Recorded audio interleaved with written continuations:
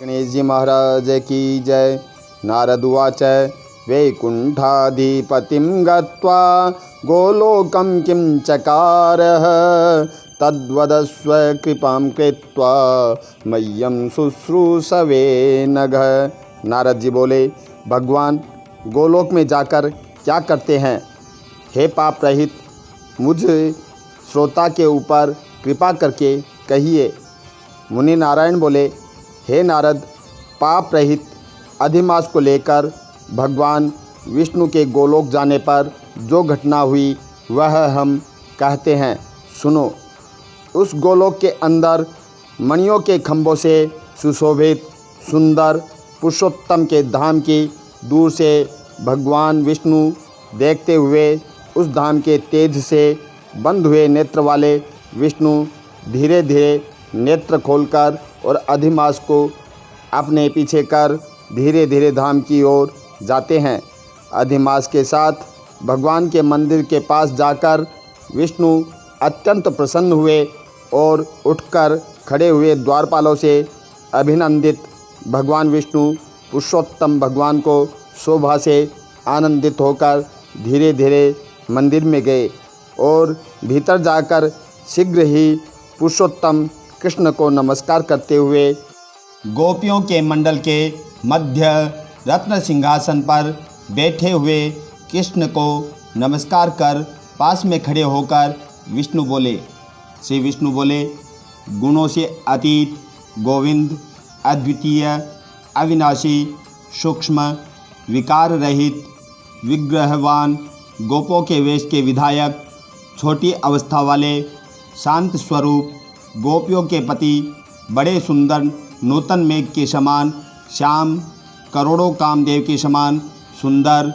वृंदावन के अंदर रास मंडल में बैठने वाले पीत रंग के पीतांबर से शोभित सौम्य भुहों को चढ़ाने पर मस्तक में 3 रेखा पड़ने से सुंदर आकृति वाले रासलीला के स्वामी, रासलीला में रहने वाले, रासलीला करने में सदा उत्सुक 2 भुजा वाले मुरलीधर पीत वस्त्रधारी अच्युत, ऐसे भगवान की मैं वंदना करता हूँ। इस प्रकार स्तुति करके भगवान श्री कृष्ण को नमस्कार कर पार्षदों द्वारा सत्कृत विष्णु रत्न सिंहासन पर कृष्ण की आज्ञा से बैठे। श्री नारायण बोले, यह विष्णु का किया हुआ स्तोत्र प्रातःकाल उठकर जो पढ़ता है उसके समस्त पाप नाश हो जाते हैं और अनिष्ट स्वरूप भी अच्छे फल को देते हैं और पुत्र पौत्रादि को बताने वाली भक्ति श्री गोविंद में होती है। अकीर्ति का नाश होकर सत्कीर्ति की वृद्धि होती है। फिर भगवान विष्णु बैठ गए और कृष्ण के आगे कांपते हुए अधिमास को कृष्ण के चरण कमलों में नमन कराते हैं। तब श्री कृष्ण ने विष्णु से पूछा कि यह कौन है, कहाँ से यहाँ आया है, क्यों रोता है?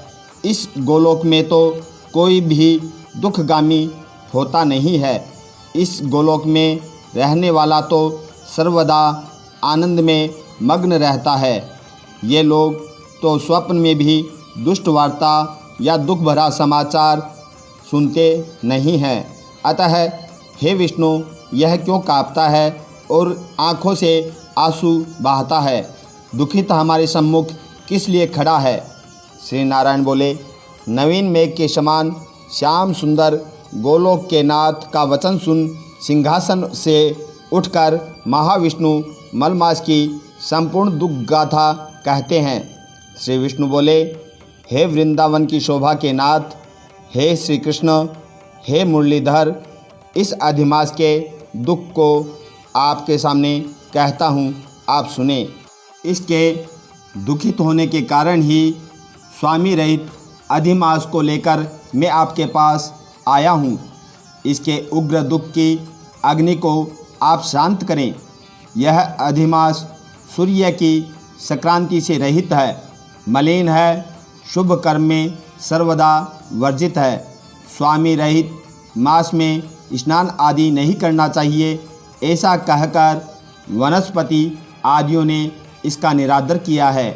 द्वादश मास, कला, क्षण, अयन, संवत्सर आदि सर्वेश्वरों ने अपने अपने स्वामी के गर्व से इसका अत्यंत निरादर किया। इसी दुख अग्नि से जला हुआ यह मरने के लिए तैयार हुआ। तब अन्य दयालु व्यक्तियों द्वारा प्रेरित होकर हे ऋषिकेश शरण चाहने की इच्छा से हमारे पास आया और कांपते कांपते घड़ी घड़ी रोते रोते अपना सब दुख जाल इसने कहा। इसका वह बड़ा भारी दुख आपके बिना टल नहीं सकता। अतः इस निस्सहाय अधिमास को लेकर आपकी शरण में आया हूँ।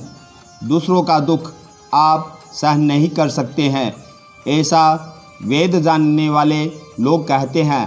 अतएव इस दुखित पर कृपा करके सुख प्रदान कीजिए। हे जगतपते, आपके चरण कमलों में प्राप्त प्राणी शोक का भागी नहीं होता, ऐसा वेद जानने वाले का कहना है। ये कैसे मिथ्या हो सकता है? मेरे ऊपर कृपा करके इसका दुख दूर करना आपका कर्तव्य है, क्योंकि सब काम छोड़कर इसको लेकर मैं यहाँ आया हूँ। मेरा आना सफल कीजिए। बारंबार स्वामी के सामने कभी भी कोई विषय न कहना चाहिए, ऐसा नीति के जानने वाले बड़े बड़े पंडित सर्वदा कहा करते हैं। इस प्रकार अधिमास का सब दुख भगवान कृष्ण से कहकर हरि कृष्ण के मुख कमल की ओर देखते हुए कृष्ण के पास ही हाथ जोड़कर खड़े हो गए।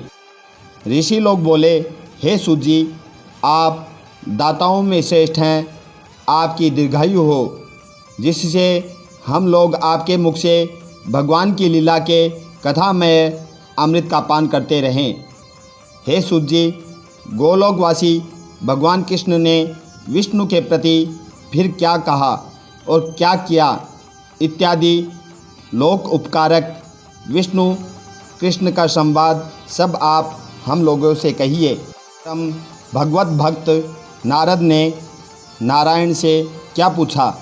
हे सूत जी, इसको आप इस समय हम लोगों से कहिए। नारद के प्रति कहा हुआ भगवान का वचन तपस्वियों के लिए परम औषधि है। इति श्री बृहन्नारदीय पुराणे पुरुषोत्तम महात्म्य